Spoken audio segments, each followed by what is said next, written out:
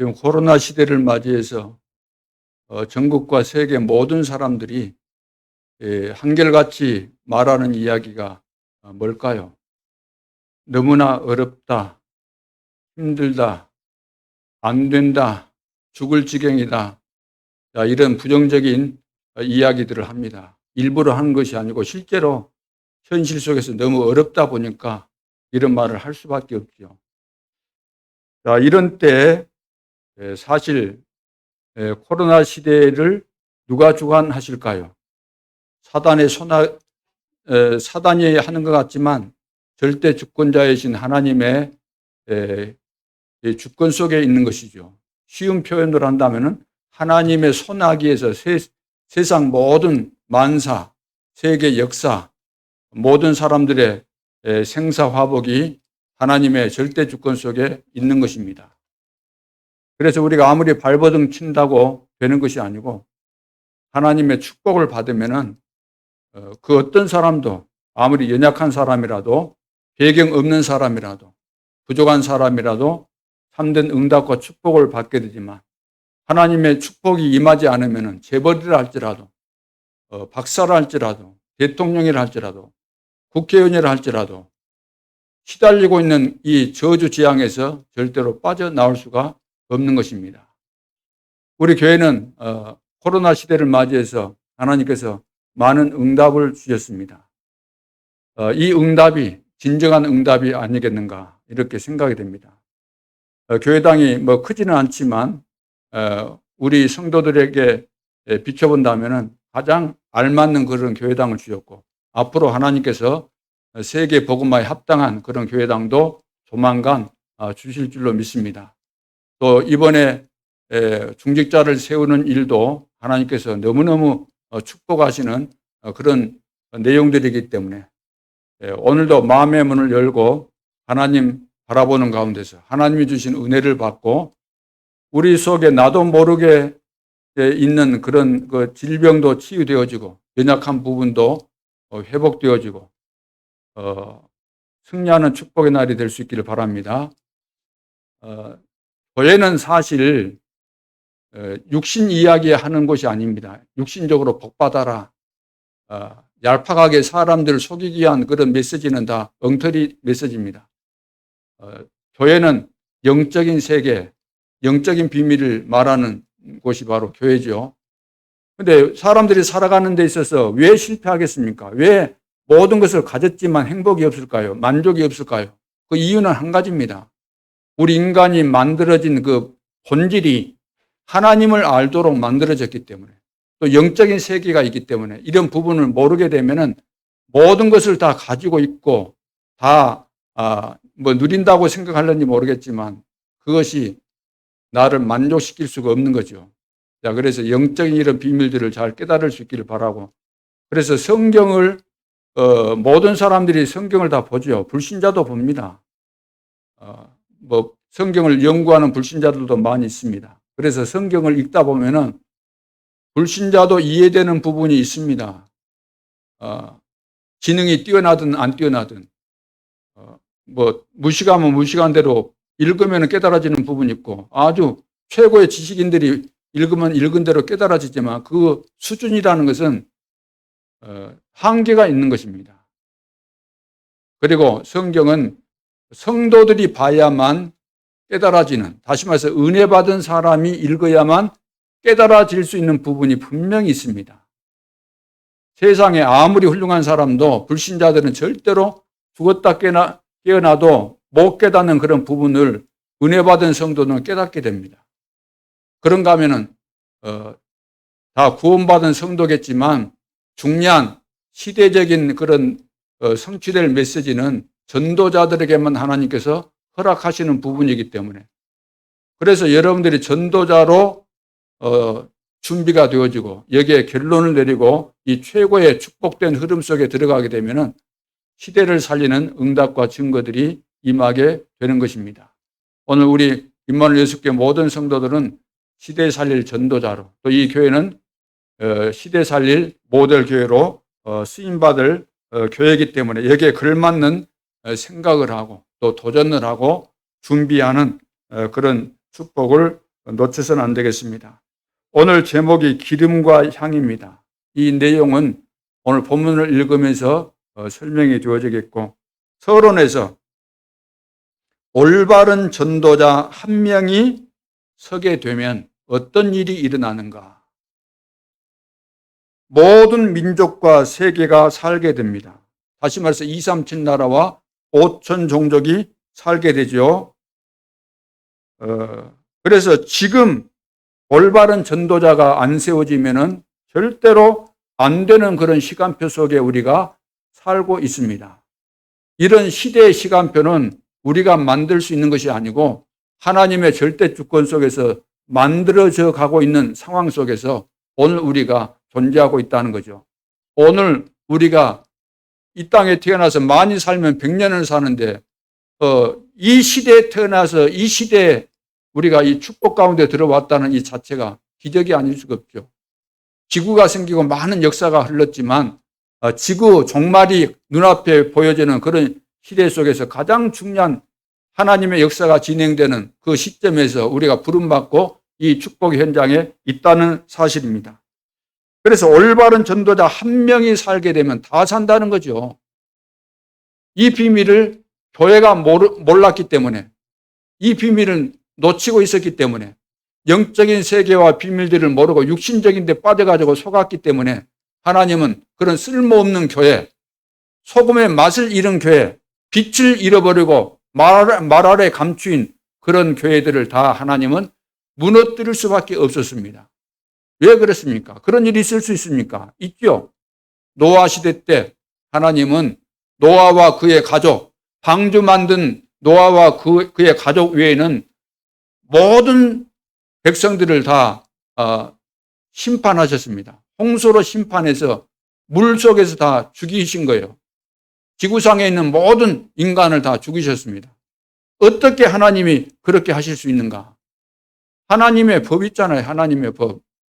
법을 무시하면 우리는 하나님의 법을 따라야 되고 하나님의 축복 속에서 살아야 되는데 이것을 무시하게 되면은 이런 재앙과 이런 저주가 임하는데 이 속에 빠진 사람이 항의할 것은 하나도 없습니다. 왜? 우리는 피조물이고 하나님은 전능하시고 하나님은 축복의 하나님이십니다.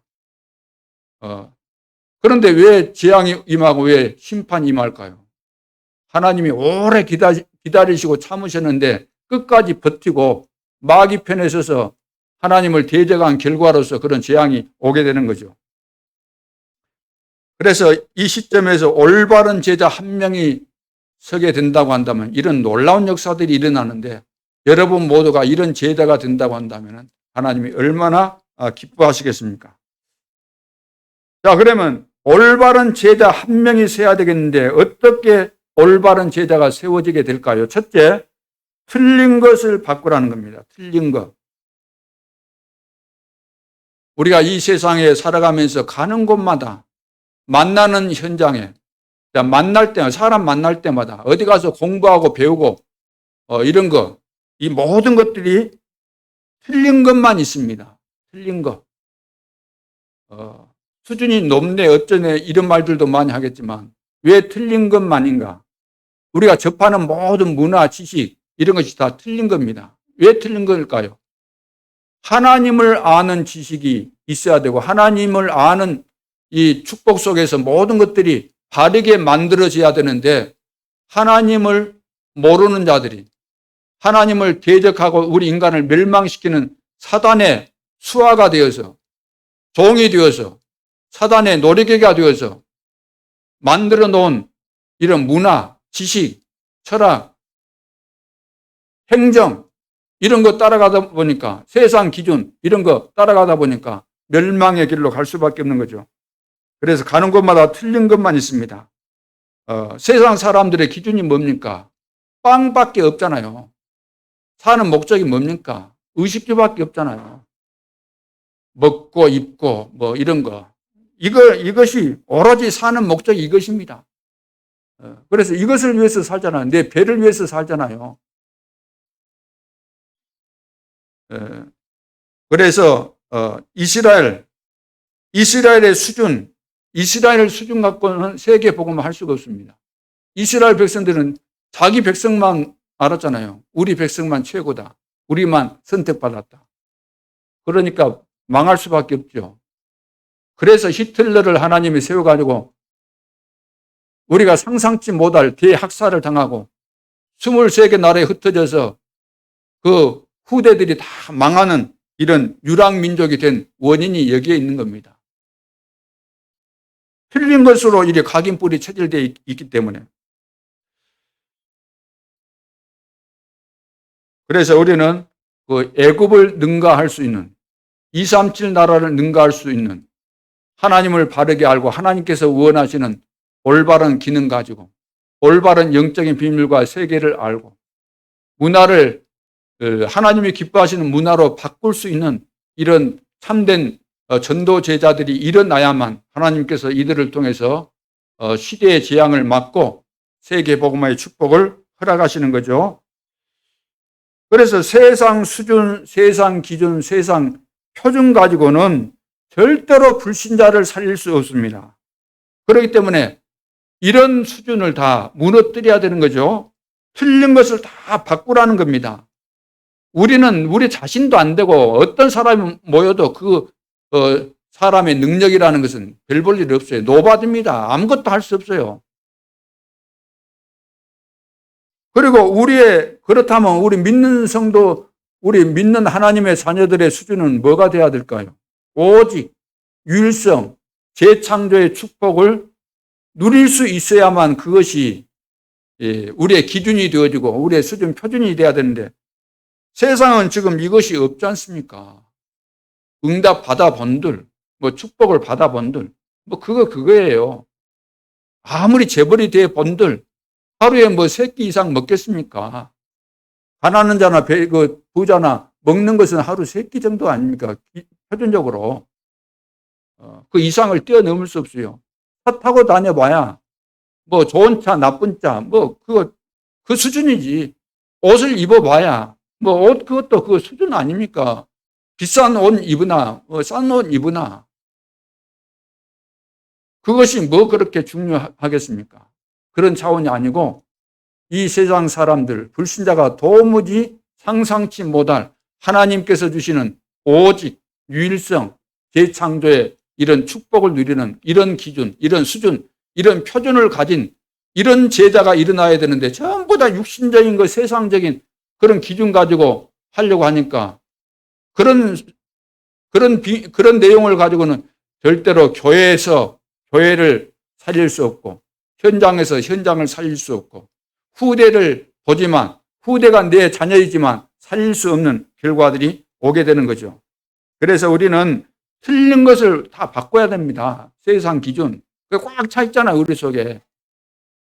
그래서 하나님의 자녀가 되었는데 이제 하나님의 자녀가 되었으면은 하나님의 자녀 되기 전에는 몰랐기 때문에 세상 기준으로 살 수밖에 없었겠지만 이제는 하나님의 자녀가 되었으면은 우리가 이 시점에서 내가 실패 가운데 있다. 어려운 가운데 있다. 안 된 가운데 있다. 거의 대부분 안 되게 돼 있잖아요. 그럼 어떻게 시작하면 될 것인가? 어떻게 시작해야 될까요?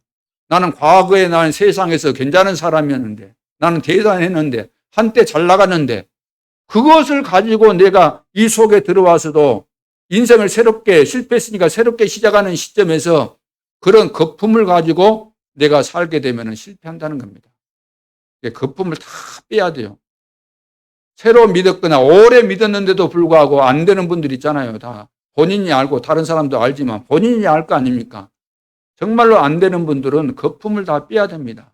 시작이 틀리면 안 돼요. 지금이라도 늦지 않았기 때문에 지금부터 시작을 바르게 해야 됩니다. 거품을 다 빼야 됩니다. 그리고 밑바닥에서부터 시작해야 돼요. 밑바닥부터.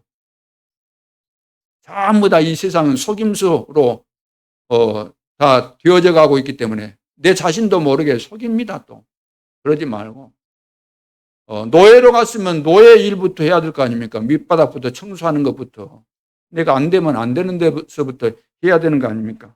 그러면서 우리의 끝은 가장 높은 곳에 두고 비록 나는 지금 낮은 곳에서 시작하지만 나는 반드시 높은 곳 하나님께서 원하시는 최고의 자리에 그것이 최고의 자리에 목표를 두고 그것을 향해서 도전하는 거죠. 계속해서 언약을 붙잡고 힘을 기르고 또 내 전문성을 계속해서 연구하고 그러면서 최고를 향해서 가야만 되는 거죠.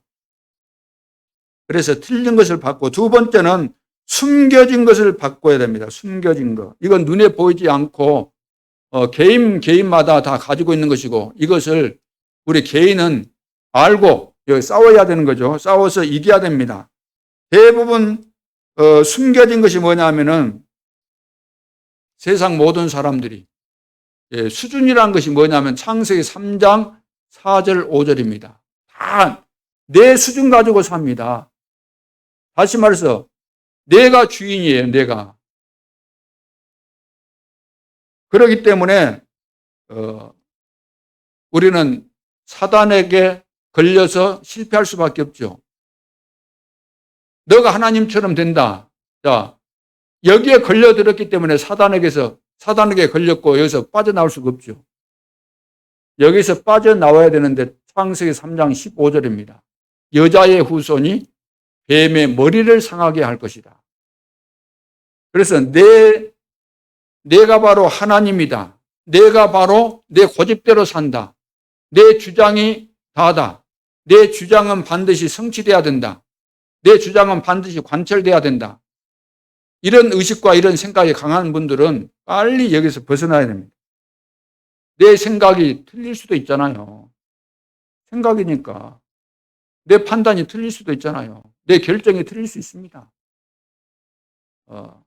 그리고 지금은 맞다고 이렇게 학술적으로도 인정을 받는다 할지라도 시간 지나면 또 바뀌어지잖아요. 과학이 발달해 가면서, 발전해 가면서, 학문이 점점점 이렇게 또 발전해 가면서 다 바뀌어지지 않습니까? 그건 진리가 될 수 없는 거죠. 그리고 우리의 기준이 뭐냐면 창세기 6장 4절로 5절. 사람들은 실패의 길에서 못 빠져나옵니다. 전부 다 육신적으로 살잖아요. 육신이 땡기는 대로 살잖아요. 먹고 놀고 막 쾌락, 향락 이런 주의로 살지 않습니까? 이게 바로 네피림 시대에 살았던 사람입니다. 사단이 우리를 멸망시키는 방법. 야, 너 하나님처럼 된다. 너 고집대로 해. 너 생각대로, 너 입맛대로 살아. 사람들이 다 사는 거 봐봐. 지금 언젠가는 죽을 수 있으니까 죽기 전에 젊었을 때 잘 놀아야 돼.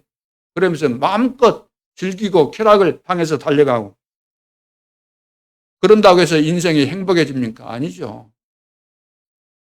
그 숨겨진 영적인 문제입니다. 그래서 결국은 우리가 인생을 제대로 살지도 못하고 잡혀가지고 시달리다가 고통받다가 다 죽지 않습니까? 죽어서 끝나면 좋은데 영원한 지옥까지 갈 수밖에 없죠. 그래서 여기서 이기는 비밀이 뭐냐면은 6장 14절 방주를 만들어라. 방주를 우리가 만드는 것이 사는 길입니다. 방주를 만드는 길이 심판에서 죽지 않은 비밀이잖아요. 홍수 심판을 받게 돼 있는데 방주 안 만들면은 살 수가 없어요. 그 심판을 받아야 돼요. 그래서 우리는 방주를 만들어야 되고 방주를 만들었으면 그 속에 들어가야만 되잖아요. 방주 만들어 놓고 홍수 심판이 나는데 안 들어가고 있으면 안 되잖아요. 만들고 들어가야 된다는 거죠. 이 말은 우리 자신들이 영적인 이런 비밀, 복음의 비밀을 깨닫고 내 인생에 해답을 얻고 날마다 응답을 받을 뿐만 아니라 현장에서 죽어가는 사람들을 내가 만들어 놓은 방주 속에 들어와서 다 구원받도록 이 복음을 말해주는 이것을 이야기하는 거죠. 방주 만들려고 그러니까 또 뭐 어디 가서 선방 만들려고 생각하지 마시고 돌산 같은데 그 도선서 있잖아요. 거기 가서 또 방주 주문하러 가지 마시고 내 삶의 현장에서 사람들이 나를 통해서 복음을 들을 수 있는 그런 시스템을 만들라는 겁니다. 그것이 바로 지교예요, 다락방이요, 미션이요, 그거죠. 이게 숨겨진 거 이거 바꿔야 돼요. 사람들의 표준이 뭡니까? 창세기 11장 1절로 8절에 보면 또 바벨탑을 쌓잖아요. 바벨탑 쌓으면서 홍수 심판을 경험하면서 잘 깨달아야 되는데 하나님 말씀대로 안 해서 심판받았구나. 우리는 정말로 하나님 중심으로 살자. 하나님께서 원하시는 세상을 정복하자. 모든 세상에 이 언약이 전달되도록 하자. 그리 했어야 되는데 우리가 흩어지지 말자. 우리 이름을 내자. 어떤 상황이 와도 탑을 높이 쌓아서 하늘 꼭대기까지 도달하도록 올라가도록 그렇게 만들자. 그 말 속에는 홍수 심판을 염두에 두었지 않는가. 왜? 홍수 심판 났을 때 이 세상의 제일 높은 산도 다 잠겨버렸잖아요. 심판, 홍수로 다. 그러니까 이것을 생각하면서 홍수가 범람해서 차오르는 그 물보다도 더 높이 쌓자. 그런 의도가 그 말씀 속에 있는 것처럼 느껴집니다. 그러니까 이거 안 되는 거죠. 하나님을 대적하는 거 아닙니까? 여기서 살 수 있는 길은 하나님께서 아브라함을 부르십니다. 봐봐, 바벨탑을 저렇게 쌓는데 다 무너졌다. 너는 여기에 머물지 말고 여기에서 우상 숭배하고 하나님 대적하는 이 무리들과 같이 섞여서 살지 말고 여기서 빠져나오라. 그리 안 하면 너는 여기서 살 길이 없다. 내가 내게 지시할 땅으로 가라. 그랬습니다. 그게 살 길이다. 가나안 땅을 말씀하신 거죠.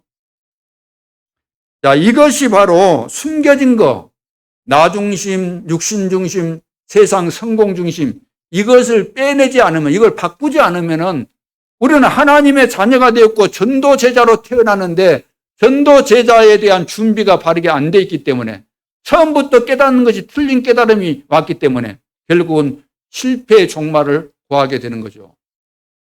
그래서 하나님이 원하시는 이런 전도 제자 되려면은 틀린 것 바꿔야 됩니다. 숨겨져 있는 거 이거 다 바꿔야 돼요.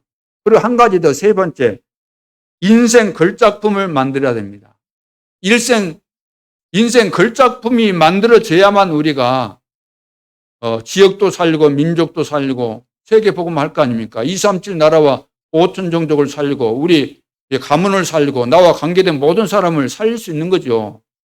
내 인생 걸작품이 만들어지지 않았는데 내 자신이 보잘것없고 쓸모없고 내 인생에 답이 없고 응답도 없고 은혜도 못 받는 사람이 어떻게 주변에 있는 사람을 살릴 수가 있겠습니까? 그래서 인생 걸작품을 만들어야 되는데 어떻게 만들면 되죠? 하나님의 말씀과 기도와 전도를 가지고 내 인생을 새롭게 편집하고 새롭게 설계하고 새롭게 디자인해라 그 말이에요. 무엇으로? 복음의 말씀으로. 지금도 응답하시는 하나님의 축복을 기도를 통해서 누림으로 하나님께서 현장에 준비하신 구원받을 자를 만나고 살리는 전도의 비밀을 가지고 내 인생을 편집하고 계속해서 말씀을 듣는 가운데서 이것이 올바른 전도자로 설계가 되어지고 이것을 현장에서 이제 사람 살리는 일을 하기 위해서 어떻게 하면 될 것인가 디자인이 나오게 되는 거죠. 그 디자인이 뭐겠습니까? 플랫폼 시스템이 되는 디자인, 내 집과 현장 또 내 직장에서 말씀 운동을 펼 수 있는 그런 디자인이 나올 거 아닙니까? 내가 준비된 캐릭터에 의해서 그것이 나오는 거 아닙니까? 내 소개가 지금 준비가 안 되는데 뭐가 나오겠어요? 그렇지 않습니까? 준비가 되어 있는 사람은 무엇을 해도 다 할 수 있는 겁니다. 내용이 딱 되어 있는 사람. 콘텐츠가 있는 사람은 다 되게 되는 거잖아요. 콘텐츠 내용 자체가 없는데 무엇을 할 수 있겠어요? 내가 복음이 딱 준비되어 있으면 어떤 사람을 만나도 복음으로 답을 주고 사람을 살리게 되는데 내가 준비 안 됐으면 안 되는 거죠. 그러니까 내가 무슨 거품으로 지금 쌓여져 있는가 그걸 봐야 됩니다. 폼을 잡는 것이 중요한 거 아니고 내가 가질 것을 딱 제대로 가지고 딱 이거 편집이 되고 설계되고 이 디자인이 딱 돼야 되는 거죠. 그러면서 7대 여정의 작품을 만들어야 됩니다. 7대 여정의 작품. 자, 그 내용들은 다 설명할 수가 없기 때문에 나와 있는 메시지와 또 그 주보에 나와 있는 그런 내용들, 요약된 내용들을 여러분들이 참고해 보시기 바랍니다. 다시 말해서 성삼위 하나님께서 보좌에 계시면서 지금도 시공간을 초월해서 우리에게 응답하시지 않습니까? 그렇죠? 그분이 나와 함께 하시기 때문에 그 임마누엘의 축복을 가지고 내 인생의 작품을 만들어 가야 되는 겁니다. 이것이 가장 중요한 시작입니다. 이 속에서 이제 10가지 비밀을 하나님께서 말씀하셨는데 이 비밀을 우리가 알고 있으면 어떤 위기 상황, 어려운 상황, 뭐 홀로 있는 상황, 이런 상황 속에서도 반드시 승리하게 돼 있죠. 여기에 승리할 수 있는 10가지 발판도 하나님께서 다 주셨죠. 5가지 키, 누구를 만나도 내가 흔들리지 않을 뿐만 아니라 모든 사람을 살릴 수 있는 답을 우리가 가지게 되는 거죠. 그리고 어떤 문화도 바꿀 수 있는 9가지 흐름, 하나님께서 다 우리에게 말씀하셨습니다. 그리고 미리 받을 수밖에 없고 누릴 수밖에 없는 62가지. 미리 우리는 가졌잖아요. 그러니까 미리 보고 미리 누리고 미리 성취되고 정복되는 이런 축복들을 하나님이 다 주셨기 때문에 주신 축복을 딱 정리를 하게 되면은 7대 여정의 작품이 나오는 거예요. 7대 여정. 그래서 보호자의 축복이 임하는 이런 자리, 내 현장에 있는데 어떤 현장에 있어도, 노예 현장에 있어도, 누명 쓰고 감옥에 가 있어도 그 현장 속에서도 하나님이 나와 함께 하시는 보호자의 축복이 나에게 실제로 임해서 시공간을 초월해서 역사하시는 하나님의 증거들이 나타나게 되는 것입니다. 이 축복이 말세를 만난 이 시대에 우리 모든 성도들과 우리 전도 제자들에게 하나님께서 이미 주셨습니다. 우리는 이제 이런 축복을 정리를 해야 되잖아요. 구슬이 서말이라도 껴야 보배 있는 것처럼 받은 축복은 많은데 정리가 편집이 안 됐다는 거죠. 많은 자료들이 있지만 논문을 쓸 때도 책을 쓸 때도 그 어떤 주제와 목적을 가지고 그 편집을 해야만 그것이 작품이 되는 거 아닙니까? 근데 인생도 마찬가지죠. 전도자로서 세계 복음하려면은 하나님께서 주신 이 7대 여정의 작품을 만들고, 세 번째는 이 7대 여정의 작품, 7대 여정을 가면서 우리는 7대 목표를 만들어야 되는 거죠. 7대 여정을 가면서 7대 목표를 만드는 겁니다. 그것이 어제도 이제 메시지 나왔지만 달란트, 하나님이 나에게 달란트를 주셨는데 내가 무슨 일을 할 때도 내가 받은 달란트하고 내가 하는 일하고 딱 맞아떨어져야만 제대로 작품이 나오는 거잖아요. 제대로 일이 되어지고 또 행복하고. 근데 우리나라 사람들은 거의 다 대학을 졸업해도 내가 받은 달란트가 뭔지, 내 적성이 뭔지 안 돼가지고 뒤에 가서 안 되고 그러면 아이고 이거 나하고 안 맞구나. 그래서 또 직장도 바꾸고 평생 동안 바꾸는 사람이 있어요. 되는 거 없습니다. 뭐가 되겠습니까? 그래서 달란트, 이것이 딱 맞아야 되는 거죠. 이것이 바로 하나님께서 주신 것이기 때문에 이걸 찾아야만 오직의 응답이 우리에게 오는 거죠. 그러면서 전문성을 우리가 갖게 됩니다. 그러면은 이제 유일성에 이런 축복이 오게 되고, 또 이것이 현장으로 가서 증거로 나타나야만 우리가 다른 사람을 살릴 수 있고 도울 수 있잖아요. 이것이 바로 재창조의 역사입니다. 그래서 유대인 같은 경우는 성인식, 사명식, 파송식 그러잖아요. 그것처럼 우리도 이 시대에 달란트를 찾아내야 돼요. 그렇죠. 그리고 우리가 찾은 달란트가 전문화가 되어져서 0% 속에 딱 들어가야 되는 거죠. 10%, 1%, 0% 속에 딱 들어가야 되는 거죠. 그러면서 현장에 나아가면은 이것이 증거로서 모든 사람을 살리게 되는 최고의 위치, 서밋에 올라가게 되죠. 서밋. 그래야만 그 시스템이 갖춰지게 되는 것입니다. 그러면서 우리는 이 시대의 파수꾼이 되어지고 또 영적 의사가 되어지고 삼중직 영적 대사가 되어져서 우리 주변에 더 나아가서 5천 종족을 살리는 실제적인 전도자로 쓰임받게 되어지는 것입니다. 이것이 바로 7대 목표입니다.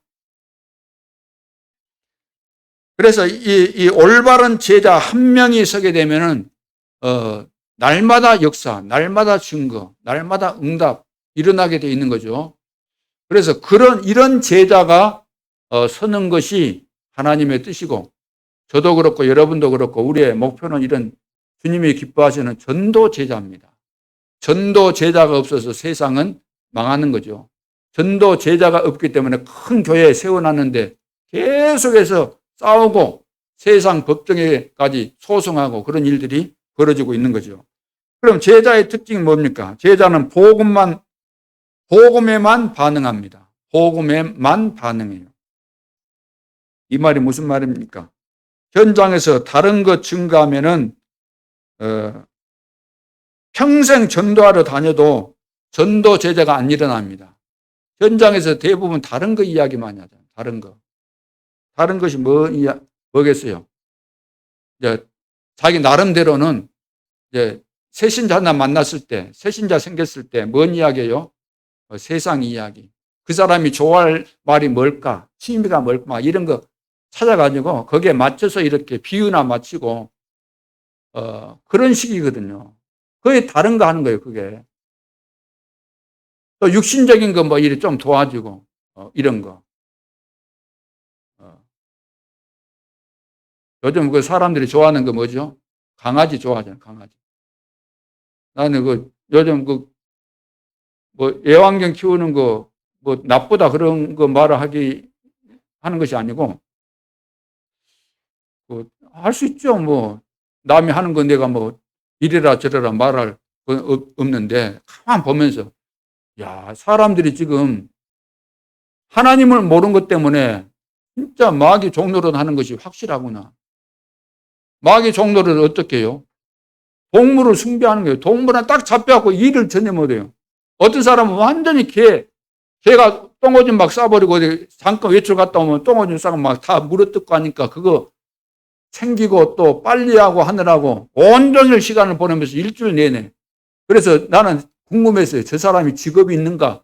뭘 하는데 얼마나 돈을 많이 상속받았으면 저 젊은 사람이 일도 안 하고 멀쩡하게 생겼는데 개에 잡혀갖고 저런 인생을 살까? 그러면서 또 막 개가 말 안 듣는다고 스트레스 받아가지고 또 해결사가 와가지고 또 해결해주고 야, 그런 걸 보면서 이게 바로 인생인가? 상팔자가 개팔자 같아요. 그래서 복음만 제자를 우리가 찾으려면은 현장에서 복음 전해보면 알아요. 복음만 전해보면은 가짜는 복음 받고 싫어합니다. 진짜는 복음 받으면 딱 답이 나오게 돼 있어요.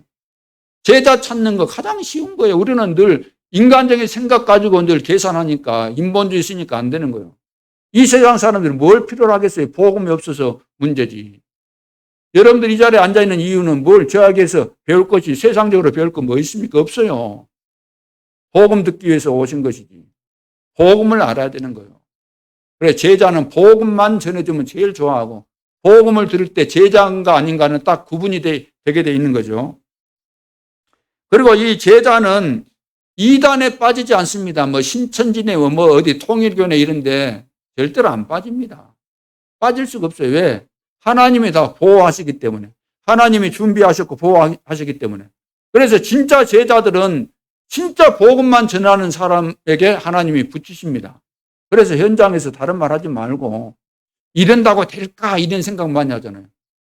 이 시대에 우리가 복음만 전한다고 될까 이런 생각 많이 하잖아요. 과거에도 그렇고 지금도 그럽니다. 그래서 전도에 미련한 것으로 그랬잖아요. 전도에 미련한 것으로. 하나님의 방법이 전도에 미련하게 보이는 방법이라는 거죠. 그런데 하나님의 방법입니다. 그래서 우리는 복음만 전하면 돼요. 다른 거 못해도 상관이 없습니다. 그래서 하나님이 보호하시고 인도하시기 때문에. 그리고 이 전도 제자는 전도와 기도, 복음에만 관심이 딱 있습니다. 신기하죠? 신기할 정도로 딱 하나님이 이렇게 준비하셨습니다. 이 사람들은 자리에 관심 없습니다. 명예에 관심 없습니다. 뭐 앞에 나서고 뭐 이런 건 남이 뭐 칭찬하고 그러면 칭찬 듣는 것도 굉장히 거북합니다. 왜? 나를 아니까 내가 하나님의 은혜를 받았는데 어떻게 은혜 받았는가 알기 때문에. 그래서 굉장히 명예 이런 데 굉장히 조심하게 되죠. 전도 제자는 그렇습니다. 관심이 없어요. 자기 주장도 뭐 할 수도 있겠지만 그리 막 심하게 안 합니다. 금방 깨닫습니다. 왜 내가 또 쓸데없는 내 주장했을까 알게 되는 거죠. 다시 말해서 우리가 카톡 보낼 때 뭐 흐흐 크크 그래 하잖아요. 내가 진짜 내 주장했구나. 그리 되는 겁니다. 그리고 예배를 통해서 모든 답을 다 찾아내게 되는 거죠. 예배를 통해서 인생의 해답을 얻고, 예배를 통해서 응답을 받고, 예배를 통해서 이번 주간에 또 응답받을 하나님의 계획을 내가 붙잡게 되고, 이번 주에 내가 응답받고 누릴 미션을 또 붙잡게 되고, 그렇게 되는 거죠. 그러니까 말씀에 무조건 순종하게 되어 있습니다. 말씀을 따라가게 되어 있어요. 이것이 하나님께서 준비하신 시대 살릴 전도 제자들의 특징입니다. 그래서 온유한 자는 복이 있다 그랬잖아요. 마음이 청결한 자가 복이 있고, 쭉 마태복음 5장부터 보면 7장까지 보면 나오잖아요. 예수님께서 제자들을 불러놓고 산상에서 하신 말씀 가운데 온유한 자는 복이 있다. 온유하다 이 말이 뭐냐면은 말씀에 길들여진 자, 길들여져야 된다. 우리도 인간이 되려면 뭐가 돼야 돼요? 길들여져야 돼요. 애완견을 우리가 제대로 애완견으로 데리고 같이 살려면은 길들여야 돼요. 품종이 아무리 좋아도 길을 잘못 들여놓으면 그 본능대로 나와서 주인도 물어뜯고 그래요. 어떤 개는 보니까 그 개 특성상 그 장난감 가지고 노는 걸 너무 좋아해. 특성상. 그런데 그 장난감 가지고 노는 것을 안 해주니까 그 주인 손 일건 막 계속해서 물어뜯는 거예요. 막 구멍이 날 정도로. 계속해서. 그 개가 주인이 싫어서가 아니라 그 특성상 장난감 놓는 것처럼 놀아야 되는데 안 해주니까, 주인이 그거 안 해주니까 막 주인을 물어뜯고 하는데, 주인 입장에서 볼 때는 그 여자분인 것 같은데 너무나 힘들고 괴롭다고. 사람이 되려면은 사람이 되도록 어릴 때부터 훈련을 해줘야 됩니다. 성경 봐보세요. 어릴 때부터. 렘넌트 교육이 그래서 중요한 거잖아요. 내가 집에서 기르는 어떤 애완견도 마찬가지입니다. 다 훈련이 돼야 돼요. 그거 없으면 동물 수준 아니겠습니까? 신명기 6장에 봐보세요. 어릴 때부터 부지런히, 왜? 뻔한 거니까. 아무리 훌륭한 가문에서 태어났어도 다 아담의 후손이니까 정신 바짝 차리고 제대로 우리 후대들을 훈련시켜서 사람다운 사람으로 시대를 살릴 전도 제자로 세워가야 될 줄로 믿습니다.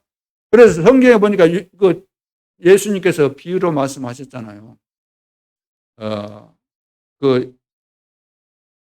양은 목자의 음성을 듣는다 그래서 목자의 음성을 듣는다. 그래서 다른 사람이 이렇게 부르거나 그러면 양은 굉장히 순진한 것 같아도 자기 주인 아니고 다른 사람 아무리 해도 그게 안 넘어갑니다. 자기 목자를 딱 알아요. 목자의 음성을 듣는다 그랬어요. 우리는 전도 제자는 주의 음성을 듣게 됩니다. 복음을 딱 들으면 알게 돼 있어요. 딱 눈치채면 금방 깨달아집니다. 라합도 소문 듣고 준비된 제자니까 금방 알아먹는데 그렇잖아요. 원색 복음을 늘 들으면서도 안 깨달아진다. 그러면 그것도 곤란한 거죠.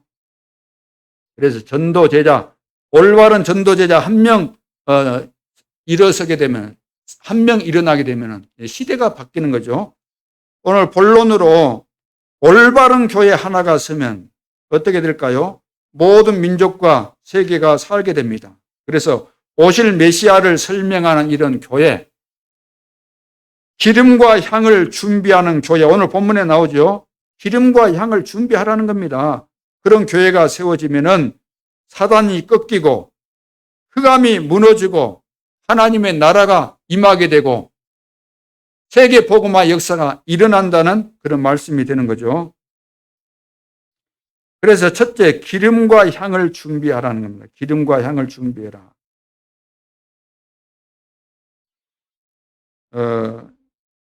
이 기름이라는 것은 오늘 본문에 이제 이렇게 쭉 보면은, 25절에 보면은 그것으로 거룩한 관유를 만들되 향을 제조하는 법대로 향기름을 만들지니 그것이 거룩한 관유가 될지라. 너는 그것을 회막과 진거궤에 바르고, 그거 쭉 나오죠. 29절에 그것들을 지극히 거룩한 것으로 구별하라. 이것에 접촉하는 것은 모두 거룩하리라. 이 기름을 만들어갖고 다 바르는 데마다 이렇게 거룩해진다. 이것은 바로 성령의 역사를 지금 말씀해주고 있는 내용들입니다. 그래서 야곱의 이제 베델의 축복이 뭐죠? 야곱이 이제 그 쌍둥이로 태어났잖아요. 그래서 형이 이제 에서인데, 장자는 형이 에서죠. 쌍둥이지만, 그 장자권 뺏으려고 이제 속임수를 쓰잖아요. 팥죽 해가지고. 그래가지고 이제 에서가 눈치를 챘어요. 알게 됐어요. 그래서 앙심을 품었어요. 이놈 죽여야 되겠다. 그것을 자기 엄마가 알고 자기 엄마가 이제 피신을 시킵니다. 자기 친정집으로 이제 보내죠. 하란으로 이제 가도록 보내는데 이제 도망을 가는 겁니다. 도망을 가다가 밤이 돼서 이제 노숙을 하게 되는데 돌을 취에다가 이제 베개 삼아서 잠을 자는데 꿈을 꿨어요. 그래서 사닥다리가 하늘로 놓여졌는데 천사들이 오르락 내리락 하면서, 그러면서 하늘에서 하나님께서 말씀하신 그런 음성이 들려오죠. 예. 그래서 이제 거기에서 이제 잠에서 깨어나서 야곱이 길을 떠나기 전에 하나님 앞에 서원을 하게 되잖아요. 앞으로 내가 이제 삼촌 집에 갔다가 다시 돌아오게 될 때는 이곳이 바로 하나님의 성전이 될 것이다. 그래서 그 이름을 베델이다. 이렇게 이름까지 짓게 되죠. 그러면서 거기에다가 이제 자기가 준비한 기름을 부으면서 그런 고백을 하게 됩니다. 그러면서 이제부터는 내가 하는 모든 것들, 얻는 수입에 얻는 것들에 대해서 10의 1조를 드리겠다. 이런 고백을 하게 되죠. 자, 이것이 바로 이제 그 야곱의 베델의 축복입니다. 기름을 부었다. 그리고 이제 신약 성경에 오면은 기름 부음을 받으면은 어떤 일들이 일어나는가에 대해서 성경에서 여러 곳에서 말씀하고 있는데, 지혜가 생긴다 그래요. 기름 부음을 받으면. 이게 기름 부음을 받았다. 신약에서 표현하는 기름 부음을 받았다. 이 말은 구약 성경의 기름을 말하는 거잖아요.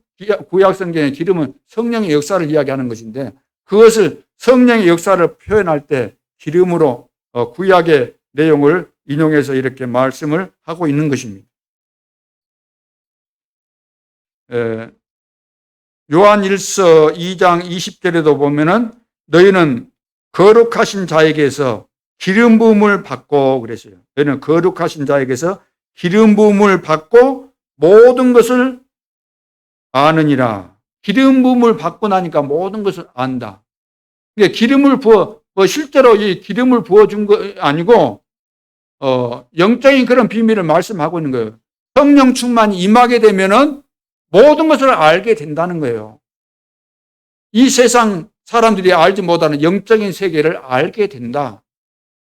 하나님께서 우리에게 말씀해 주시기를 원하는 그 비밀한 것들을 알게 된다. 그런 말씀이죠. 그래서 보혜사 성령이 오시게 되면은 이 보혜사 성령께서 예수님께서 말씀하시잖아요. 제자들에게 내가 이제 승천하게 되는데, 승천하면은 보혜사 성령을 보내주겠다. 그러면은 내가 너희와 있는 것보다 보혜사 성령이 오시면은 너희들에게 더 유익하다. 유익한 이유에 대해서 여러 가지로 말씀하시는 가운데, 그 보혜사 성령이 오면은 우리 속에 영원히 함께 하실 것이고, 또 내가 말씀했던 거 못 깨달았지만 이거 다 생각나도록 할 것이고, 의에 대하여 심판에 대해서 이거 다 알도록 할 것이다. 약속의 성령으로 또 인치신다. 나를 증언할 것이다. 이런 내용들이 쭉 나와 있잖아요. 지혜와 계시의 영을 부어주사 하나님을 알게 하시고, 영을 부어주사 그랬잖아요. 성령은 말하죠. 이런 내용들을 쭉 보면은 성령의 역사에 대해서.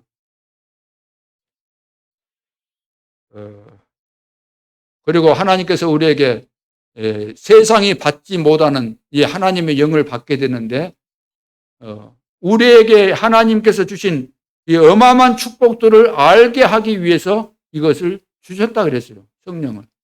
성령의 역사가 아니면은 우리가 하나님으로부터 받은 어마어마한 축복들을 알 길이 없는 거예요. 육신적인 이야기 해가지고 뭐가 되겠습니까? 육신적인 이야기 들으려면 여기 왜 와요? 경로당에 가 계시든지. 요즘 집에다 에어컨 있을 거 아닙니까? 올해 지금 에어컨을 달았는데 너무 좋아요. 그동안 내가 어떻게 살았던가 할 정도로 에어컨 없이 내가 어떻게 살았는가. 하나님의 은혜였지만 에어컨 달아보니까 너무 좋잖아요. 여기 뭘 하고 나올 겁니까? 물론 여기도 에어컨 있지만 다른 데 가야 돼요. 하나님을 몰라서 사람들이 다 성공해 놓고도 실패하지 않습니까? 그래서 이 기름과 향을 준비해라. 기름 이해가 되시죠? 향을 준비해라. 오늘 본문에도 보면 이제 향에 대해서 쭉 말씀하시는 가운데 35절에 그것으로 향을 만들 때 이제 향을 만들어라. 그래서 향 만드는 법대로 만들고 아무렇게나 만들면 안 돼요. 그것에 소금을 쳐서 성결하게 하고 36절 그 향 얼마를 곱게 찧어 내가 너와 만날 회막 안 증거궤 앞에 두라. 이 향은 너희에게 지극히 거룩하니라. 지극히 거룩하다. 내가 여호와를 위하여 만들 향은 거룩한 것이니. 이제 향 이야기. 하나님 앞에 제사 드릴 때 향을 피워서 향이 올라갈 때 하나님이 그 향을 받는다 그 말이에요. 제사 지낼 때. 하나님 앞에 원래 제사는 그 모습을 따서 그 제사 제도가 완성되는데 이제 뭐 사람들이 그것을 보고 다 만들어서 제사 제도도 생기고 다 그렇게 된 겁니다. 그래서 전 세계 보면은 우상 숭배하는 거 전부 다 성경에 있는 것이 변질돼 가지고 되어지는 그런 결과물들이에요.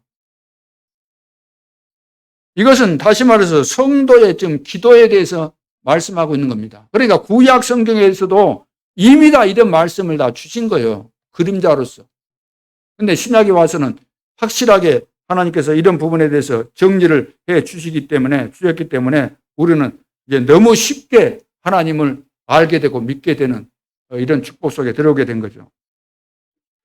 그래서 성도들의 기도에 대해서 요한계시록 8장 3절 5절에 보면은 또 다른 천사가 와서 제단 곁에 서서 금향로를 가지고 많은 향을 받았으니 많은 향을 받았다 그 말이에요. 천사가. 이는 모든 성도의 기도와 합하여 보좌 앞 금제단에 드리고자 함이라 그랬습니다. 성도들의 기도와 함께 그 향을 담아가지고 천사들이 보좌에 하나님 보좌 우편에 보좌로 가져간다는 이야기죠. 그래서 그 향단이 성도의 기도와 함께 천사의 손으로부터 하나님 앞으로 올라가는지라 그랬어요.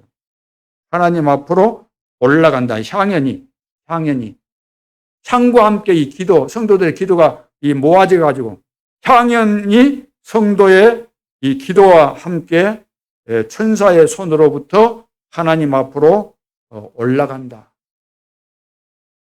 이 말은 우리가 기도하는 것은 하나님 앞에 올라간다는 이야기예요. 기도하는 것마다. 기도는 그래서 정말로 천국의 열쇠입니다. 기도.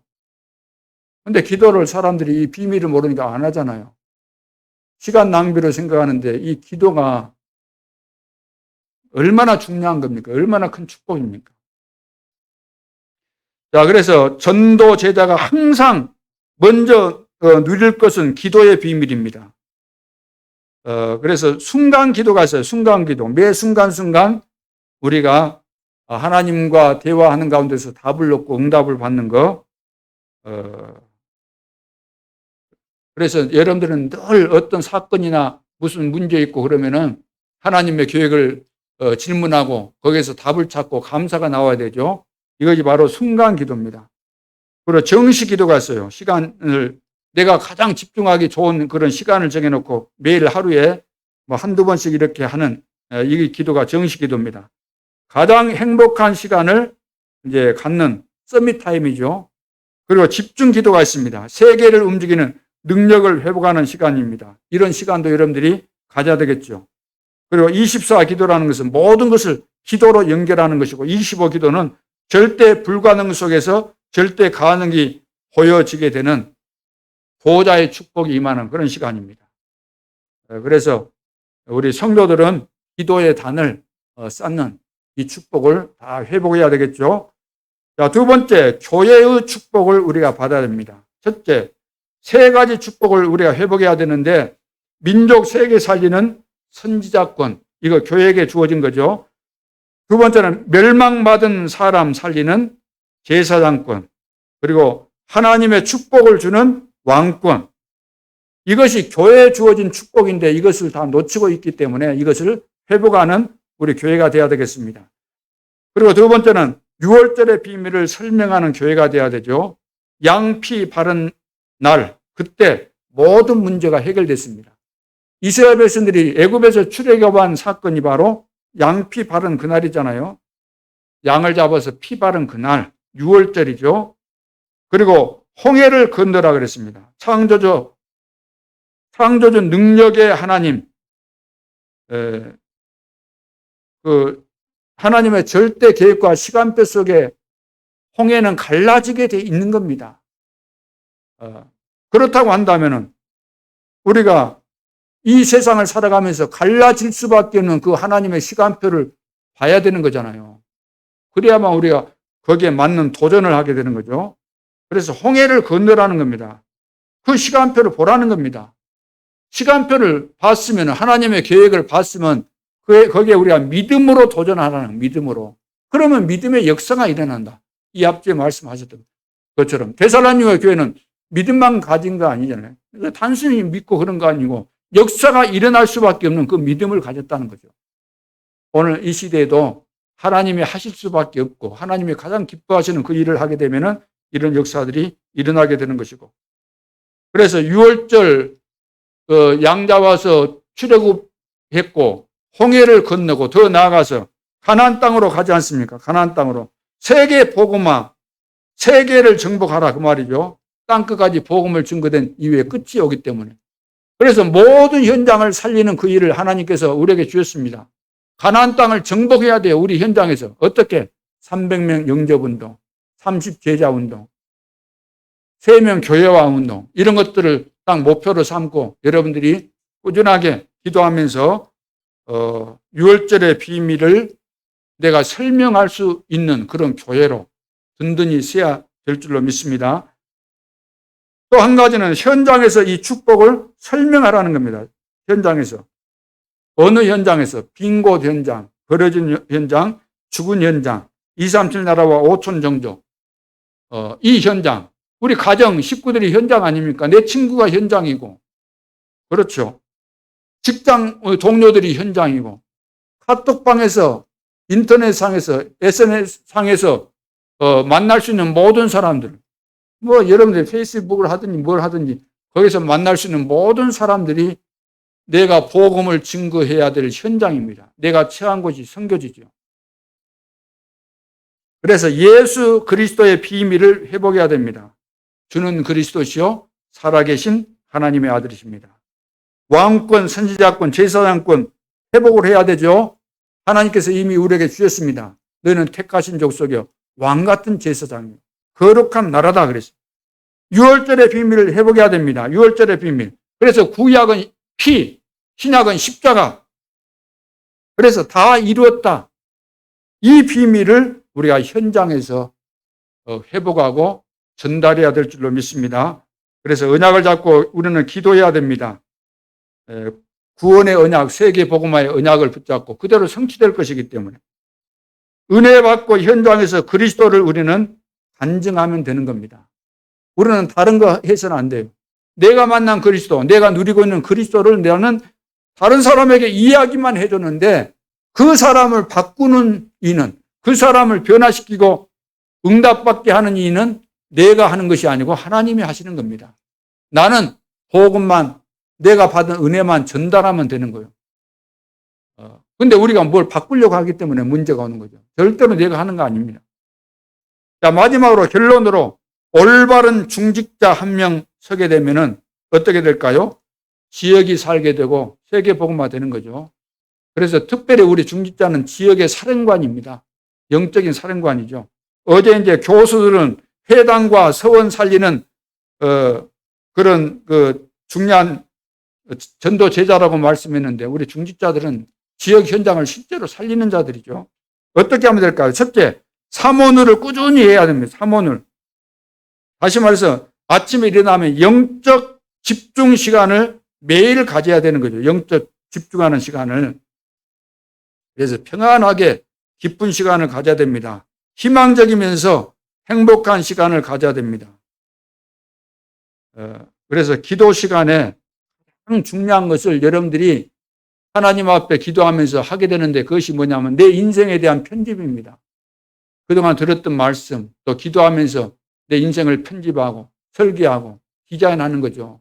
계속해서 말씀을 듣고 은혜 받고 정리를 하고 하다 보면은 하나님이 나에게 주신 미션이 나와요. 그러면 그것이 편집되어져서 더 구체적으로 내 인생에 대한 설계가 돼요. 아, 나는 이런 사람이구나. 이런 축복을 받았구나. 이런 일을 앞으로 할 사람이구나. 이것이 딱 설계가 나오면은 내가 어느 현장에 가든지 내가 설계된 것을 어떻게 여기다가 디자인할 것인가 나오는 거예요. 상황에 따라, 현장에 따라.